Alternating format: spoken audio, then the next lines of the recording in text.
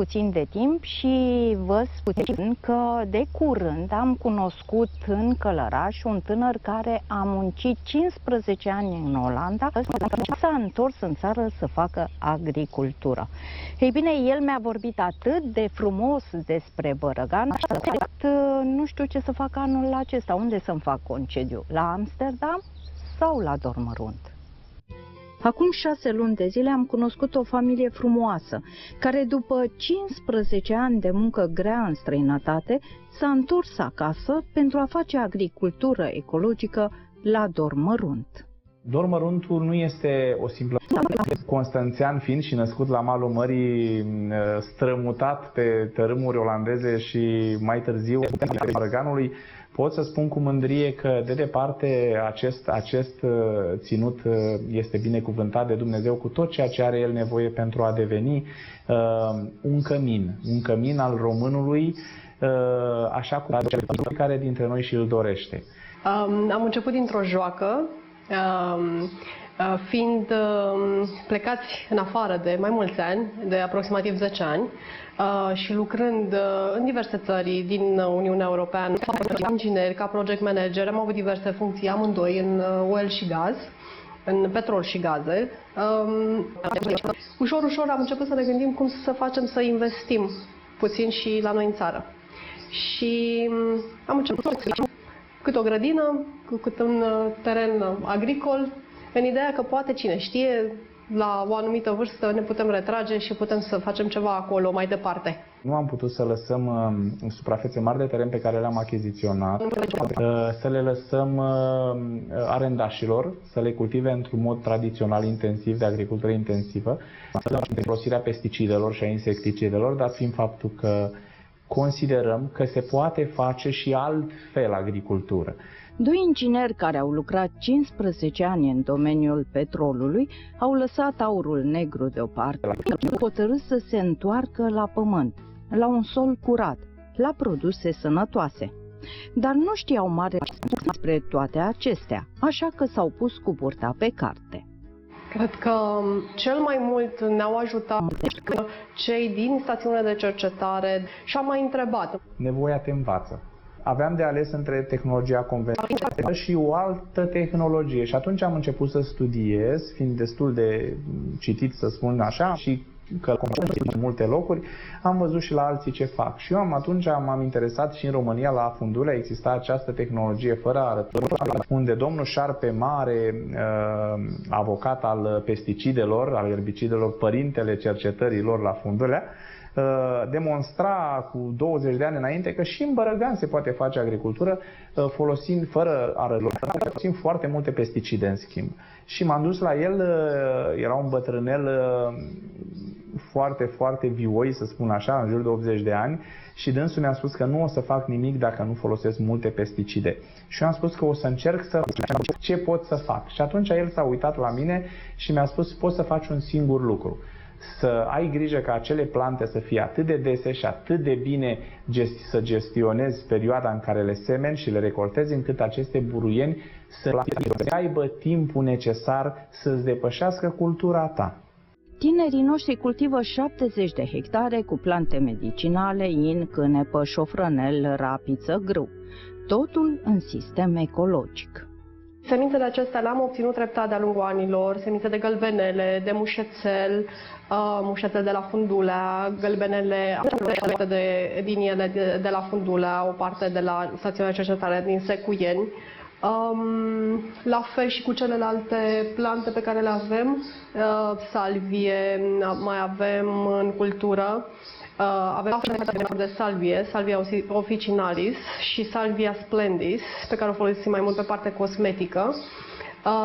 Mai avem de asemenea Lophanthus anisatus, o plantă foarte specială și care ne leagă amintiri foarte frumoase de domnul Costel Vânătoru de la stațiunea de cercetare Buzău. Dânsul ne-a convins să începem să o cultivăm și la început am fost puțin reticentă, neștiind ce înseamnă și neștiind cât de valoroasă este și ce poate să ofere. Și într-adevăr este o plantă pe care n-aș mai scoate niciodată din cultură. Mai avem de asemenea roiniță, Busuioc, avem 10 tipuri de busuioc, tot de la domnul Costel Vânătoru. Dânsul ne ajută an de an și ne trimite ori semințe, ori răsaduri. La fel cimbru, cimbrișor. Loredana și Cezar au abordat din paleta largă de plante tehnice și medicinale un segment foarte greu. Au vrut să facă altceva decât toată lumea. Așa că zi de zi se confruntă cu diverse probleme. Cânepa nu este o plantă rea. Nu este nicio plantă periculoasă. Aceasta are o serie de proprietăți medicale uriașe, aș putea spune eu. Este un antiinflamator excepțional. Dacă știi cum să extragi partea activă a acesteia, poate fi folosită în siguranță atât de copii cât și de adulți și are multiple calități.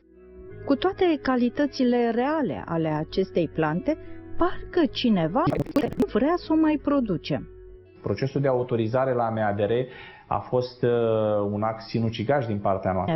Prin faptul că a durat aproximativ 2 ani de zile, am pierdut subvenția pe 2014 și pe Cânepa am pierdut și producția de fibră, nu am mai putut să o vindem pentru că MADR nu ne-a autorizat la timp.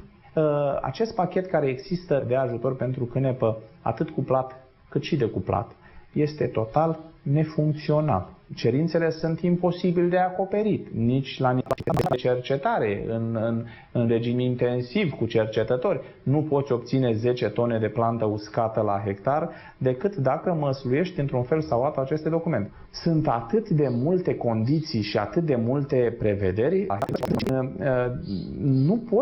nu ai cum să le acoperi pe toate. E atât de încălcit totul încât ești blocat. Noi avem subvenția blocată pe 2015 pentru a accesa, suntem în 2016, din cauza faptului că Departamentul de Semințe Călăraș nu a avut fonduri să vină să preleveze probe. În acest scop, ei ne-au trimis o scrisoare în care ne informau că nu au fonduri la minister pentru a face acest lucru. Ca atare, aceste probe nefiind prelevate, noi am fost sancționați că n-au fost prelevate și am fost acționați cu o sumă relativ mare, în jur de 15-20%, era vreo 200 de milioane de lei vechi, numai pentru că nu am putut prezenta un document care nici măcar nu era în sarcina noastră. În 2016, pe baza de raționament al celor de la APIA, așteptăm să ne taie întreaga subvenție. Deci atât subvenția din agricultura ecologică, cât și tot ce ar trebui să luăm, dat fiind faptul că ei consideră că neavând acest document și pe 2016 suprafața de mai mare, noi trebuie să fim penalizați neavând un document eliberat de o altă agenție, tot din cadrul MADR, trebuie să fim penalizați pentru lipsa acestui document și ca atare de la plată și ni se aplică penalizări. Deci în loc să luăm 50.000 de euro, să spun, pe 2016, vom da din bani înapoi, că ei ne-au dat un avans pe SAPS, va trebui să returnăm. Și este destul de trist. În loc să protejăm oameni, stăm să ne luptăm cu aparatul de forță al diverselor ministere. Este deosebit de greu, foarte multe responsabilități și, din păcate, și acest of al meu, acest of al subvențiilor, pentru că având un picior aici, un picior în Olanda, un picior până în alte părți, ajunge în țară cu mâhnire. Că olandezul își primește subvenția, nu numai că o primește înainte, nu numai că o primește la timp, fără să aibă niciun fel de și să-i sufle nimeni în ceafă, pe când eu aici, nu numai că în țară la mine, unde ar trebui statul să aibă mine ca agricultor, nu numai că nu o primesc la timp, dar nu o primesc deloc și când o primesc cu 3 ani întârziere, dacă o și ciuntită. Și atunci când ajunge la mine, pentru a ajunge, am parte de un monstruos de controale anunțate sau neanunțate, iar dacă până săptămâna trecută au fost 34 de controale până ați ajuns dumneavoastră la noi în 2 ani de zile, de la MADR și APIA, în ultima săptămână a mai avut loc 2. S-a ajuns la 36 de controale în mai puțin de 2 ani. Fiecare control durează destul de mult, până la 6 ore. Se verifică tot, se analizează tot, sunt comisii, inspecții pe câmp, de rapoarte, acte și pe 36 de controale. Dacă eu mă duc să-i spun neamțului că are parte de 36 de controale din partea Ministerului Agriculturii și a direcțiilor acesteia. În 2 ani, el lasă plugul, lasă tot și nu mai face nimic, se apucă de altceva. Dar nu renunțăm. Au venit și alții să ne cumpere business-ul, vin din toate direcțiile și din toată Europa și din toată lumea să vadă ce facem și cum facem. Chiar și pe plan intern, mari jucători încep și ridică sprâncenele. Însă nu este un secret. Atâta timp cât vrei să produci ceapă și îți pui în cap să o vinzi și ai unde să o faci și cu ce să o faci și apă de la Dumnezeu este, nu poate nimeni opri. Și atunci poți să o faci. Așa și noi vrem să facem un lucru și îl vom duce până la capăt, indiferent cât ne fac, atâta timp cât trăim și cât stăm sub cerul liber, vom ridica steagul României sus și nu ne lăsăm. Fermierii noștri sunt tineri bătăioși și încă mai speră că lucrurile vor intra pe un făgaș normal. Așa că atunci când au ajuns la capătul puterilor și și-au ars 2 tone de cânepă în mijlocul bărăganului, le-a venit ideea că trebuie să-și facă un nou proiect, să o ia de la capăt cu bani de la bancă. I-am explicat doamnei director ce vreau să fac, cum vreau să fac, ce garanții pot să aduc și cam care este gândirea. Că vreau aceste sume eșalonate, vreau să fac o fabricuță și doamna director a început să râdă. Din păcate, realitatea tristă este că nu am primit nimic, dar a fost luată cererea noastră oarecum în râs, să spun așa, cu toate că nu era nimic amuzant, dar probabil ideea în sine a părut o glumă și am fost la olandezi. Olandezii au evaluat, au înțeles, au analizat și au fost mult mai flexibili. Ne-au oferit acest sprijin financiar în condiții net avantajoase, fapt pentru care am și apelat la serviciile lor. Ne-a fost mult mai ușor să accesăm de la ei. Ca atare, din poziția de căpșunar, ne-am transformat în cea de investitor și acum de luptător. Și sperăm să ajungem la stadiu de producător și de stadiu de multinațională, să spun, în care acest concept al agriculturii curate, al produselor fără niciun fel de pesticide, să rămână și să rămână la același preț excepțional de scăzut pe care îl avem acum. Cezar și Loredana au aplicat un proiect european. Nu au reușit să câștige în România și, din păcate, nu o pot face nici în Olanda, pentru că ei își doresc să facă agricultură în țara lor. Dar haide să aflăm cum se procedează pe la alții. E mai simplu. În momentul în care vrei să devii țăran, poți aplica la primărie acolo unde tu face treabă, fie pe agricultură, fie în horticultură, fie într-o zonă care se ocupă cu creșterea animalelor, a puilor, a vaci. Poți să aplici la primărie și să le spui că ai nevoie de puțin ajutor pentru a-ți începe o mică afacere. Și atunci, guvernul olandez, prin instituțiile pe care le are, inclusiv prin bănci, îți vine în suport și o bucățică de pământ nu ți-o dă gratis. Va trebui să muncești vreo 20 de ani pentru ea. Îți pune la dispoziție un proiect și te ajută, te consiliază, te sprijină și te ajută să te stabilești cu familia, să-ți tragi utilitățile, să construiești și să pui pe picioare acea mică afacere. Mai mult decât atât, îți oferă în vederea comercializării produselor finite. Te bagă în tot felul de asociații, nu vinzi de capul tău în piață. Și atunci este mai ușor. El, fiind serios, își întemeiază o familie și începe o afacere. La noi, în comparație, tânărul nostru care termină liceul, acum cu noile regle, de-abia mai știe să încropească 2 vorbe săracul, se vede de busolap, n-are o meserie, își pune traista în spinare și se duce la căpșuni. Loredana și Cezar muncesc pe rupte, dorm câteva ore pe noapte și restul stau la tarlalei, laboratorului sau urmăresc construcția noii fabrici. Ne apropiem de finalizarea în dorm mărunt, sperăm să aducem 200 de joburi aici, 200 de locuri de muncă, numai în procesare de plante animale și produse conexe acestora. Această dezvoltare este într-un fel atât forțată de cererea externă pe produse curate, pentru că așa cum noi ne îmbolnăvim, așa se îmbolnăvesc și ei. Noua fabrică Dormărunt va crea în localitate 200 de noi locuri de muncă. Găsirea a 200 de persoane pentru a fi angajate într-o fabrică este o grea încercare în ziua de astăzi.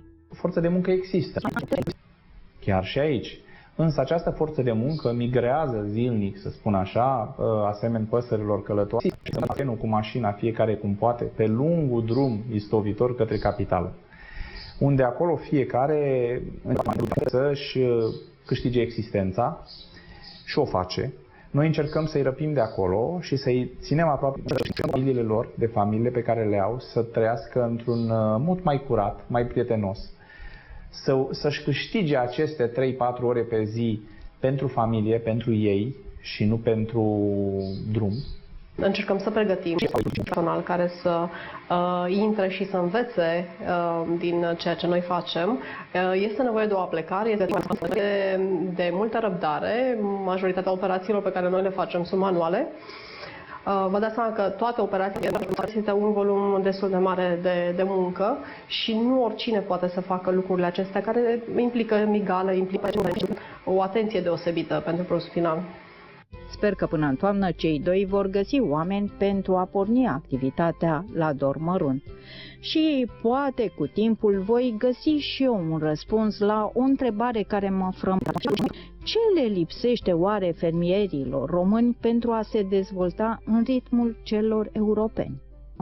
Ne lipsește exemplul în primul rând și poate acesta este și lucru care ne-a determinat să ieșim puțin, să arătăm că se poate și uneori nu totul depinde de bani, uneori totul depinde de a rezista și de a rămâne și a face ceva în locul pe care l-ai și din puțin poți să-ți îndepărtezi puțin teama aceea că acela va rămâne tot puțin.